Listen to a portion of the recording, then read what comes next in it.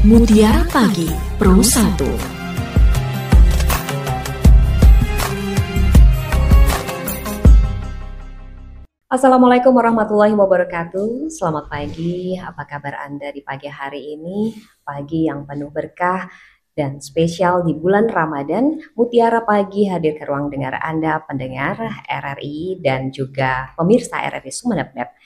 Dan di edisi hari pertama bulan Ramadan ini, kita akan mengupas tentang bagaimana makna dan juga hikmah puasa Ramadan.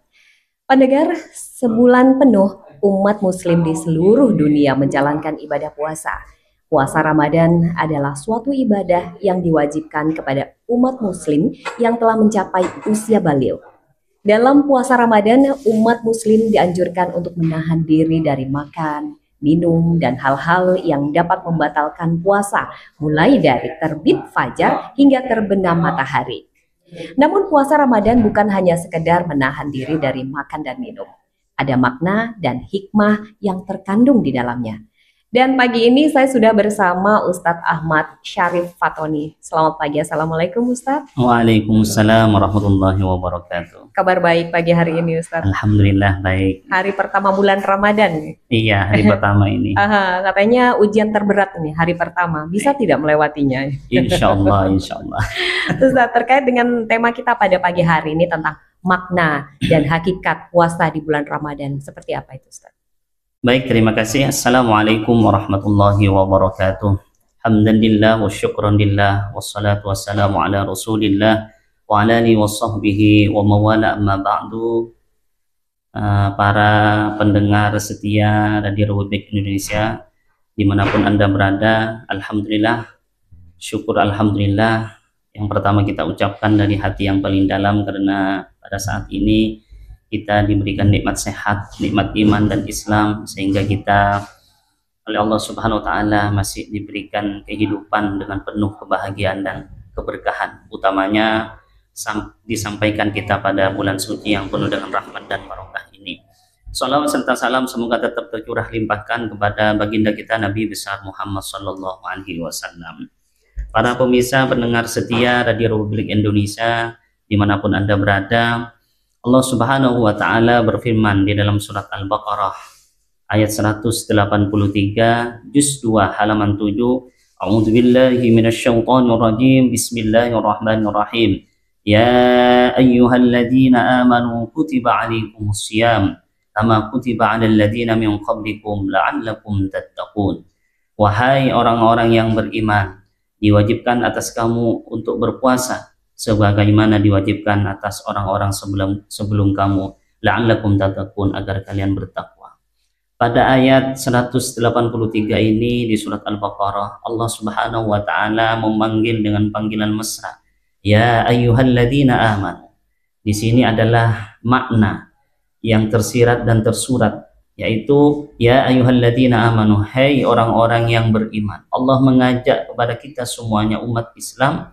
Tapi di sini Allah bukan mengajak hanya umat Islam, lebih spesifik lagi, yaitu orang-orang yang beriman. Artinya orang-orang yang benar-benar meyakini keimanannya untuk selalu taat kepada Allah Subhanahu wa taala, utamanya dalam melaksanakan perintah ibadah puasa ini, yaitu ibadah puasa di bulan suci Ramadan. Jadi panggilannya bukan ya ayuhan nas, bukan orang-orang semua manusia, tapi orang-orang Islam dan yang beriman. Jadi orang yang insya Allah penuh dengan keimanan kepada Allah Subhanahu wa taala untuk senantiasa bisa melaksanakan ibadah puasa ini, maka insya Allah dia akan taat akan segala apa yang diperintahkan oleh Allah Subhanahu wa taala. Terutama dalam puasa ini, karena puasa ini adalah sifatnya tidak kelihatan. Bapak Ibu sekalian, tidak kelihatan. Jadi ada orang yang kelihatan berpuasa tapi tidak berpuasa. Nah, jadi di sini titiknya. Bahkan bahwasanya asyam itu dalam bahasa secara lughatan atau etimologi artinya al-imsaku, menahan diri dari segala apa yang diharamkan oleh Allah Subhanahu wa taala untuk taat kepada Allah Subhanahu wa taala. Jadi orang-orang yang sempurna keimanannya, insya Allah dia akan melaksanakan kewajiban puasanya. Jadi ketika dia melaksanakan kewajiban puasanya dengan benar-benar melaksanakan kewajiban puasa itu, maka insya Allah akan menjadi bagian daripada orang-orang yang bertakwa. Jadi tujuan dari perintah berpuasa itu agar orang yang beriman itu semakin meningkatkan ketakwaannya dan mendekatkan diri kepada Allah Subhanahu wa Ta'ala. Ini yang diharapkan. Karena ketika kita berpuasa bukan hanya sebatas menahan haus dan lapar, tapi juga bagaimana kita menahan segala apa yang diharamkan oleh Allah, yaitu utamanya adalah menahan hawa nafsu ketika di siang hari. Ya. Nah, dalam hadis yang lain disebutkan, rubba sha'imin laisa lahu min siyamihi illa al-ju' wal 'atash. Betapa banyak orang yang berpuasa tapi mereka tidak mendapatkan apa-apa, tidak mendapatkan pahala puasanya kecuali hanya haus dan lapar. Oleh karenanya jangan sampai kita di awal bulan suci Ramadan ini awal yang terbaik, jangan sampai kita merusak, menodai puasa Ramadan kita dengan hal-hal yang sudah diharapkan oleh Allah Subhanahu wa Ta'ala. Jadi hal yang paling mudah adalah agar puasa kita itu tidak batal adalah tidak memakan makanan, ya, tidak makan dan minum dan menjaga syahwat, itu yang paling ringan. Itu yang paling ringan. Tapi ada yang lebih lagi, ada yang lebih istilahnya bagaimana kita bisa taat dalam hal puasa, lebih naik lagi levelnya, yaitu bagaimana kita menjaga lisan kita dari perkataan yang kotor, menggibah, membicarakan orang, kemudian melakukan perbuatan-perbuatan maksiat yang lainnya. Ya, ini. Jadi dalam hadis Sahih Bukhari yang diriwayatkan dari Imam Al-Bukhari, man lam yada' qaulaz zur wal 'amal bihi falaysa lillahi hajatun fi ayyada'a ta'amahu wa syarabahu. Barang siapa yang tidak meninggalkan perkataan kotor, perkataan dosa ataupun perbuatan yang berdosa, maka Allah tidak akan menerima puasanya. Nah, ini adalah makna dan hakikat berpuasa. Jadi bagaimana kita bisa menjaga perkataan kita, menggibah orang lain itu memang di luar puasa itu dosa. Tapi ketika di bulan puasa kalau kita masih melakukan perbuatan yang kotor, perkataan yang kotor, maka puasa kita akan sia-sia di hadapan Allah Subhanahu wa Ta'ala. Karena puasa ini salah satu daripada perintah Allah yang mana ini pahalanya tidak ada yang mengetahui pahala ini. Jadi as-shaumu li, puasa itu adalah milikku katanya Allah. Wa ana ajzi bihi, dan saya yang memberikan pahalanya. Kalau orang sholat masih kelihatan sholat sendirian ataupun sholat berjamaah masih ada. Ya kalau puasa ini secara spesifik Allah tidak memberikan pahalanya seperti apa, tidak ada. Jadi itu hikmahnya, maknanya yang terdalam bahwasanya orang yang benar-benar menjaga puasanya, maka insya Allah Allah akan memberikan pahala yang di luar batas. Bahkan orang yang ahli puasa, ya, bukan hanya di bulan puasa Ramadan, orang yang melaksanakan puasa Senin Kamis, puasa Daud dan lain sebagainya, Allah memberikan pintu khusus namanya pintu Ar-Rayyan.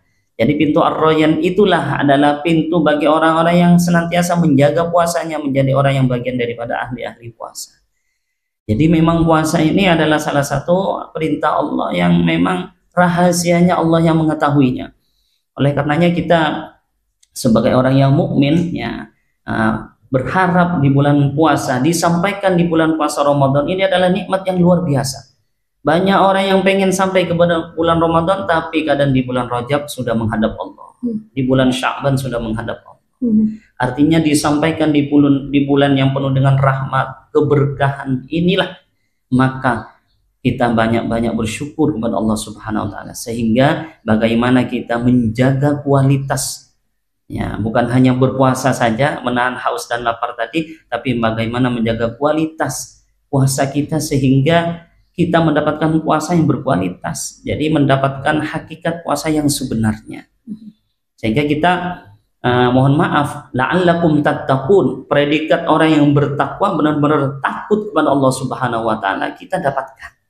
Karena kalau orang mukmin, kalau orang at-taqun, al-muttaqin, orang yang bertakwa itu pasti mukmin. Ya, pasti mukmin. Tapi belum tentu orang muslim itu bertakwa, belum tentu. Ya, jadi belum tentu. Kalau sudah predikat mukmin, nah insya Allah dia akan muttaqin. Kalau sudah muttaqin pasti mukmin. Ya. Ya, kalau muslim belum tentu mukmin, apalagi muttaqin. Nah, ini jadi tahapannya memang agak tinggi. Jadi Allah berharap agar hamba-hambanya semuanya itu dalam rangka berpuasa, intinya adalah bagaimana puasa yang dia lakukan itu intinya takut kepada Allah, mendekatkan diri kepada Allah. Jadi memang puasa ini adalah salah satu daripada perintah yang di situ kita memang diharapkan agar kualitas ibadah kita, ya, dengan menjaga haus dan lapar, menjaga ego kita, menjaga perbuatan buruk, menjaga perkataan yang kotor, itu menambah keimanan dan ketakwaan dan kualitas ibadah kita kepada Allah Subhanahu wa Ta'ala. Jadi seperti itu yang dapat kami sampaikan, mudah-mudahan bermanfaat bagi kita semuanya. Ya, kita berharap kita semuanya berdoa kepada Allah Subhanahu wa Ta'ala, mudah-mudahan di hari bulan puasa yang pertama ini tahun 2025 ini, mudah-mudahan Allah memberikan kemampuan kita zahir dan batin sehingga kita bisa melaksanakan ibadah puasa kita dengan sempurna, dengan ibadah yang sempurna, sehingga kualitas puasa kita menghantarkan kepada ketakwaan kita kepada Allah Subhanahu wa Ta'ala. Amin, amin. Demikian apa yang dapat kami sampaikan. Ya. Assalamualaikum warahmatullahi wabarakatuh. Ya, Ustadz, apa hikmah puasa Ramadan yang dapat membentuk akhlak mulia? Kalau tadi disampaikan bahwa kita harus menjaga lisan kita, perbuatan kita, pandangan kita, dan lain sebagainya.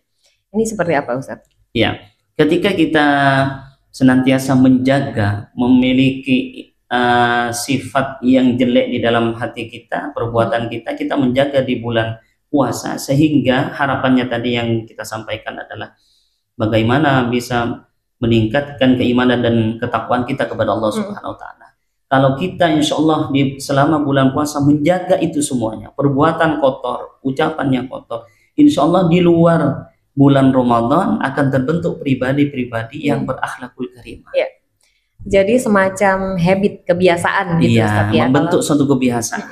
Gitu. Kalau kita sudah terbiasa dengan hal-hal yang baik, mau bulan apapun itu akan tetap baik. Apalagi kalau diterapkan di bulan Ramadan, itu akan mendapatkan pahala yang berlimpah begitu, Ustaz, ya. Ya, kalau untuk makna spiritual sendiri untuk puasa ini seperti apa di bulan Ramadan, Ustaz? Ya, makna spiritual ini bagaimana kebiasaan di luar Ramadan itu yang seharusnya misalkan kita kebiasaan di bulan Ramadan ini jarang sholat berjamaah, jarang baca Quran, begitu ya, banyak melakukan dosa atau maksiat. Maka ketika di bulan Ramadan, nah ini sarana untuk meningkatkan spiritualitas, sehingga seolah-olah, ya mohon maaf, seolah-olah hampir semua umat Islam kan terbentuknya spiritualitas seperti sholat tarawih, gitu kan. Jadi kadang sudah ketika bulan Ramadan itu sudah terbentuk. Jadi orang berbondong-bondong sholat berjamaah, terus sholat isya berjamaah, tarawih. Nah, jangan sampai ketika sudah lewat dari bulan Ramadan sholat berjamaah itu ataupun membaca Qur'annya itu jangan ditinggal. Nah, ini sarana spiritualitas. Insya Allah orang yang istiqomah di bulan Ramadan, ya, istiqomah menjaga diri, ya, memiliki ibadah akhlak yang mulia, istiqomah dengan ibadahnya. Kalau menjaga di bulan Ramadan, insya Allah di bulan-bulan selanjutnya berikutnya dia akan memiliki nilai spiritualitas kepada Allah Subhanahu wa Ta'ala. Artinya ibadahnya bukan musiman gitu, bukan Ustaz, musiman, ya. Betul, ya. Ini akan menjadi menghantarkan kita jadi kebiasaan sehari-hari gitu. Kalau untuk sholat tarawih sendiri itu melatih kita untuk silaturahmi, kemudian juga kebiasaan bersama, bersosial. Apakah seperti itu juga, Ustaz? Makna dari sholat tarawih yang kita laksanakan di bulan Ramadan? Iya, betul. Memang ketika sholat tarawih itu menumbuhkan sifat sosial, ya, silaturahim, dengan kita tidak pernah berjumpa dengan teman kita, sibuk di kantor pekerjaan setiap hari, tidak pernah berkumpul dengan saudara, tetangga, akhirnya berkumpul di suatu musholla, di masjid atau di tempat kita melaksanakan sholat berjamaah. Di situ kita bersalam-salaman, kumpul, jadi kerasa ukhuwah Islamiyahnya, persaudaraannya itu, sehingga ketika sudah timbul sifat seperti itu, maka bukan hanya puasanya yang diterima, tapi juga hatinya lebih bahagia. Itu Mhm. berkahnya Ramadan di situ, keberkahan dari bulan Ramadan di situ. Ya, apalagi kebiasaan kita biasanya kalau habis sholat tuh saling salaman, Saling maaf salaman, betul, memaafkan gitu. betul. Nggak ada salahnya dan nggak ada lebihnya kita selalu Betul. minta maaf pada Iya, orang lain ya betul, Ustadz ya. betul ya. Oke. Terkait dengan bulan Ramadan, kita melaksanakan puasa selama 30 hari ya, atau hitungan inilah gitu. Ada Iya, yang 29, ada yang 30 gitu. iya. Ini apa siksaan atau ancaman bagi orang yang tidak melaksanakan puasa di bulan Ramadan, Ustaz? Jadi ancaman bagi orang yang tidak melaksanakan ibadah puasa di bulan suci Ramadan, karena ini salah satu daripada bagian daripada rukun Islam. Ya, ketika rukun Islam itu tidak sempurna, ya nanti maka siksa neraka sudah jelas. Jadi bagi orang yang tidak melaksanakan rukun Islam, termasuk sholat, ini rukun Islam. Iya, Islam menunaikan zakat, ya kan, kemudian puasa di bulan Ramadan dan melaksanakan ibadah haji. Jadi puasa ini termasuk bagian daripada rukun Islam. Jadi seandainya seorang muslim tidak melaksanakan ibadah puasa, perlu dipertanyakan keislamannya. Iya, walaupun di KTP-nya dia Islam, tapi tidak melakukan ibadah puasa, sudah jelas, maka Allah akan menggiring dia ke dalam neraka. Apakah juga sama ketika kita berpuasa tapi nggak sholat? Itu juga merupakan salah satu yang tadi disebutkan Ustadz nggak? Iya, sama karena ya? Memang kewajiban seorang muslim. Itu sudah menjadi rangkaian gitu, rangkaian rukun Islam. Jadi rukun Islam itu memang harus disempurnakan semuanya. Hanya yang terakhir bagi yang mampu, haji. Kalau yang lain ini wajib. Kalau haji dengan umroh itu beda ya Ustadz ya? Haji dengan umroh beda. Jadi Imam Syafi'i menyampaikan kalau umroh itu adalah haji kecil. Ya, kalau haji besar, maka haji yang dilaksanakan ketika bulan haji. Tepat waktunya, tepat tempatnya juga begitu Ustaz. Jadi perbedaan haji kalau dengan umroh, kalau umroh itu bisa dilaksanakan di bulan apa saja, sementara di bulan haji hanya untuk haji besar. Seperti itu. Tapi kalau misalnya niatnya kita itu ibadah, mau haji, mau umroh, itu sama aja gitu ya Ustaz? Sama aja. Jadi pahalanya yang beda. Ya, kalau ada orang yang mampu melaksanakan ibadah umroh, maka dilaksanakan terlebih dahulu sebelum melaksanakan ibadah haji. Karena Rasulullah melaksanakan ibadah umroh dulu terlebih dahulu 3 kali sebelum melaksanakan ibadah haji. Seandainya dia melaksanakan ibadah umroh, mohon maaf ini melenceng dari sedikit ya, melaksanakan ibadah umroh, kemudian belum tertunaikan melaksanakan ibadah haji, meninggal, maka kewajiban haji besarnya secara otomatis akan gugur karena dia telah melaksanakan ibadah umroh. Jadi begitu. Jadi umroh itu bukan sunnah, wajib. Wajib. Iya. Kembali lagi nih Ustadz ke puasa di bulan Ramadan. Hikmah tentang puasa di bulan Ramadan ketika kita tidak mampu berpuasa karena uzur atau sakit gitu Ustadz, apakah kita bisa menggantinya dengan, kalau orang sini bilang mood gitu Ustadz, itu apakah seperti itu, atau ketika kita sudah membayar mood tersebut kita juga wajib untuk mengganti di hari lain walaupun di luar bulan Ramadan? Iya, ada beberapa hal, artinya tidak semuanya harus bayar mut kemudian bayar kafaroh namanya. Ya, kafaroh ada beberapa hal. Jadi orang yang dalam kondisi sakit ya fi safarin au ala safarin au maradin, di situ artinya orang yang sakit atau orang dalam bepergian maka dia wajib mengganti puasanya di hari yang lain. Jadi begitu. Jadi kecuali bagi orang yang memang uzur. Jadi uzur secara kemampuan fisik ini sudah tidak bisa, ya tidak bisa artinya melaksanakan ibadah puasa. Nah makanya ketika dia tidak bisa melaksanakan ibadah puasa dan tidak bisa mengganti mengqadha atau puasanya di hari yang lain, maka dia harus membayar fidyah. Ya 1 mud itu tadi per hari. Per hari. Kalau untuk anak kecil, kalau dulu seingat saya waktu masih kecil Ustaz, itu selalu orang tua mengatakan bahwasanya kalau anak yang belum balik itu berpuasa, itu katanya pahalanya ke orang tuanya. Apakah benar seperti itu Ustaz? Iya, secara spesifik sih saya belum menemukan hadisnya begitu. Mungkin itu hanya sebagai motivasi saja, untuk ayo puasa gitu Ustaz ya. Kalau umroh ada hadisnya memang. Jadi kalau umroh anak yang belum balik, ya kan, kemudian ditanyakan, ada yang bertanya kepada Rasulullah, ada melaksanakan umroh belum balik, ya dia berangkat karena kelebihan harta ini, banyak duitnya nih, misalkan tiba-tiba dia berangkat. umroh, diberangkatkan sama orang tuanya sekeluarga, maka katanya Rasulullah, falakumul ajr. Makanya pahala umrohnya yang putra putrinya anaknya itu diperuntukkan untuk kedua orang tuanya. Jadi kalau puasa saya belum menemukan hadisnya masih begitu ya. Jadi hanya sebagai motivasi, bisa jadi motivasi agar nanti ketika dia sudah balik, dia sudah tidak terkejut lagi, sudah pembiasaan seperti itu. Latihan. Sama halnya ketika kata orang tua dulu, jangan mandi pakai shampoo gitu, jangan basahi rambut kalau malam gitu. Itu katanya nggak boleh. Ternyata setelah kita telah oh biar bantalnya nggak basah juga gitu. Barangkali motivasi-motivasi seperti itu yang diharapkan oleh para orang tua kita zaman dulu. Nah Ustadz, tentang wanita yang dalam bulan Ramadan tentu saja ada hari dia alpa tidak melaksanakan puasa. Betul. Kemudian dia lupa untuk menggantinya di bulan lain. Itu seperti apa Ustadz? Untuk lupa menggantinya di bulan lain artinya sampai ke 2 tahun begitu? Sampai ke puasa lagi Ustadz? Ya harus mengganti lagi tetap.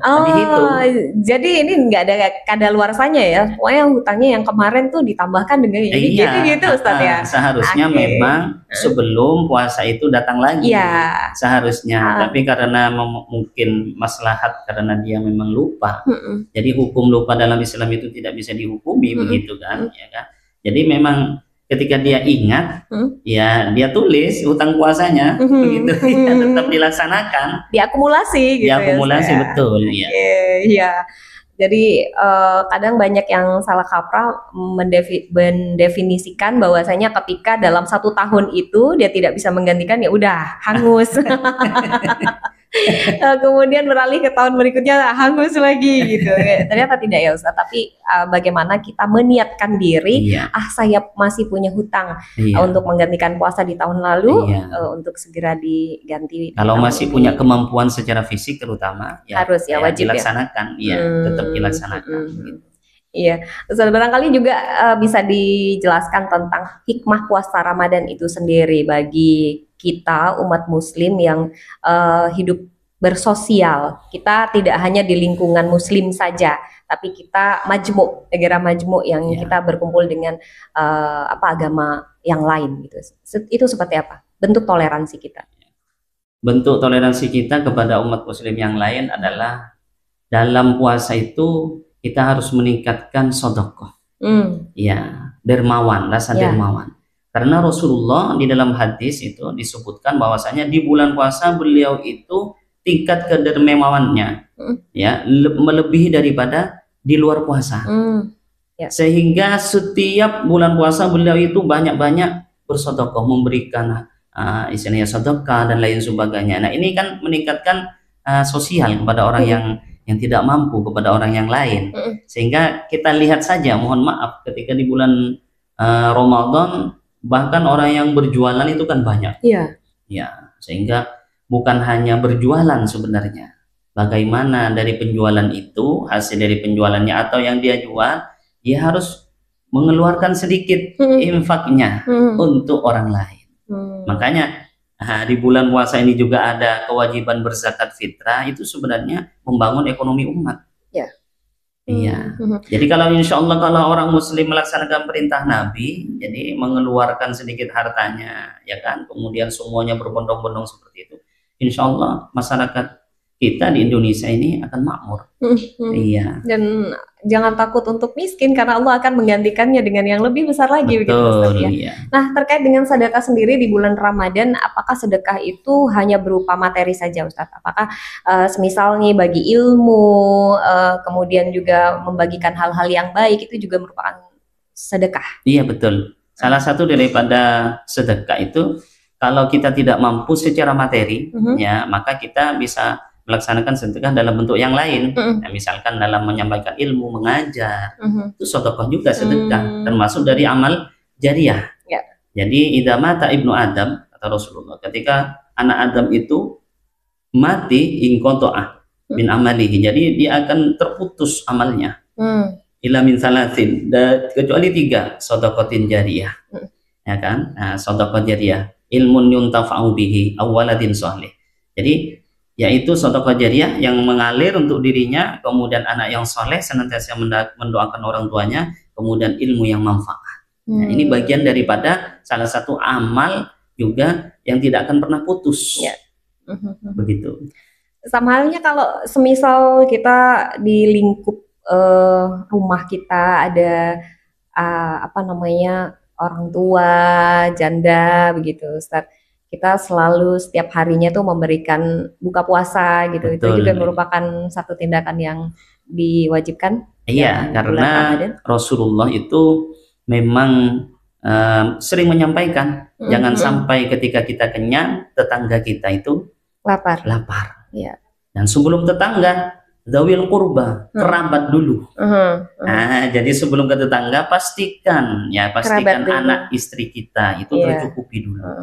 Kalau istri kita tercukupi, di samping-samping kita, kalau masih ada keluarga kerabat yang lebih dekat, ponaan, sepupu, misalkan belum punya baju baru, belum bisa makan, kita harus istilahnya memberikan apa yang kita mampu untuk mereka dulu. Ya. Baru kepada tetangga sekitar. Kalau ini sistem ini apa yang dilaksanakan Rasulullah dijaga, dipraktekkan oleh masyarakat kita yang Indonesia merupakan mayoritas masyarakat Muslim, insya Allah tidak ada orang yang kelaparan. Apalagi di bulan Ramadan. Kadang ketika sudah berbuka puasa, orang yang dimakan dikasih banyak ya kan, sehingga banyak kadang tidak dimakan basi kan. Mubazir jadinya. Kan lebih baik diberikan, disotokokan, dikembalikan kepada orang lain. Kalau jadi itu lebih. Anjuran dari Rasulullah ada tingkatannya, keluarga dulu, kemudian keluarga terdekat, kemudian juga sanak famili, tetangga, kerabat dan lain sebagainya. Baru kalau misalnya udah tercukupi semua baru ke orang lain gitu. Nah, kalau di bulan Ramadan kita tahu nih Ustadz ada kebiasaan-kebiasaan yang banyak yang bagi-bagi takjil gitu di jalan gitu Ustadz. Setiap harinya sampai ada yang wah nanti ini jadwalnya di jalan ini gitu.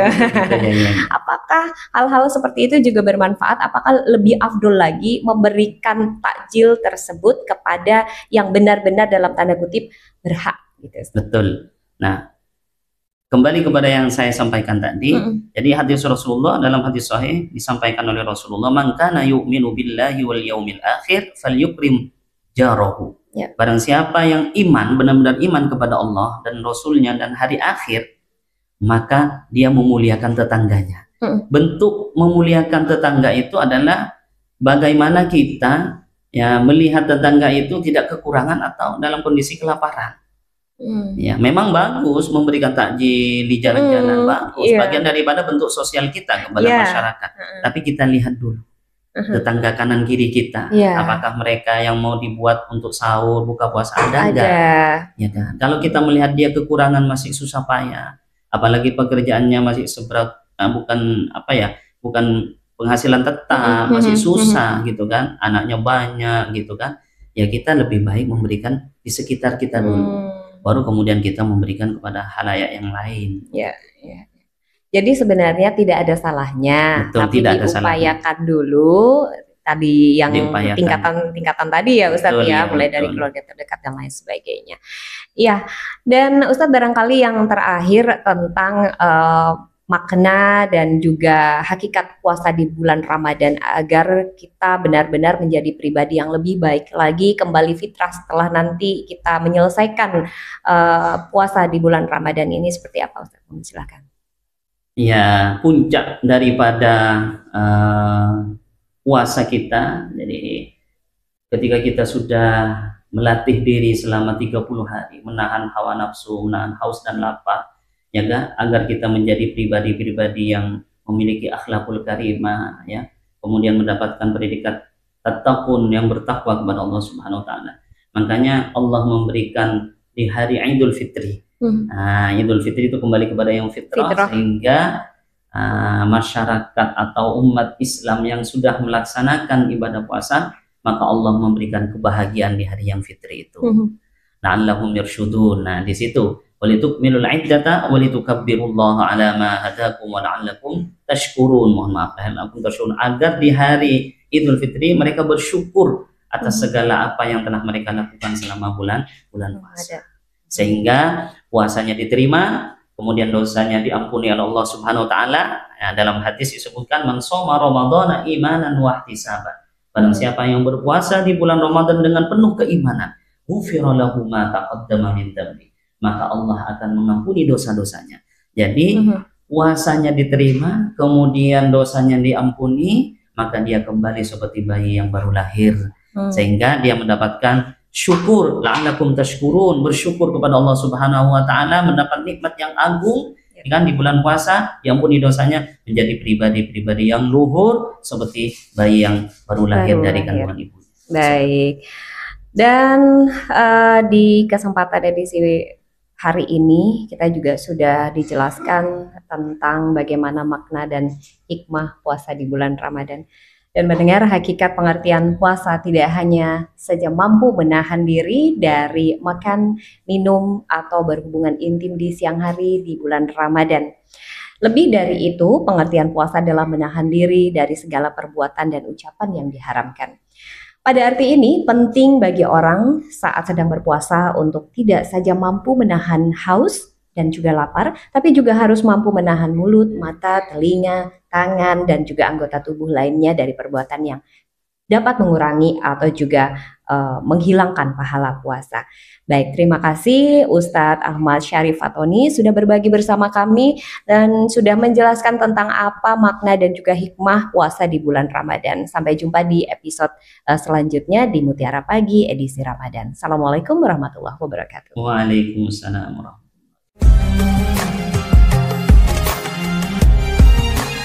Mutiara Pagi Pro 1.